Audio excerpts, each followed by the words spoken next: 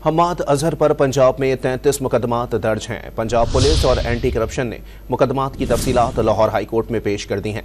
मजीद जानते हैं don news के नुमाइंदे राना बिलाल से। जी बिलाल, अपडेट कीजिएगा। जी देखें, पीटीआई रहनुमा हम्माद अजहर पर दर्ज मुकदमात की तफसीलात सामने आ गई है। पंजाब पुलिस और एंटी करप्शन ने मुकदमात की जो तफसीलात हैं वो लाहौर हाई कोर्ट में पेश कर दी है। हम्माद अजहर पर मजमूई तौर पर पंजाब पुलिस ने 33 मुकदमा दर्ज कर रखे हैं, जबकि लाहौर रीजन में उन पर 14, रावलपिंडी में 14, फैसलाबाद में 4 और गुजरांवाला में 1 मुकदमा दर्ज है। इसी तरह एंटी करप्शन लाहौर रीजन में हम्माद अजहर पर 1 मुकदमा दर्ज किया गया है। जस्टिस मिस आलिया नीलम जो है वो हम्माद अजहर की दरखास्त पर समाअत करेंगी, जिसमें उन्होंने ये मौक़िफ़ इख्तियार किया था कि सियासी बुनियादों पर उनके खिलाफ ये मुकदमा दर्ज किए गए हैं। दरखास्त गुजार जो है वो मुतल्लिका फॉरम से रजू करना चाहता है, लेकिन उसे मालूम नहीं कि उसके खिलाफ कितनी FIR है।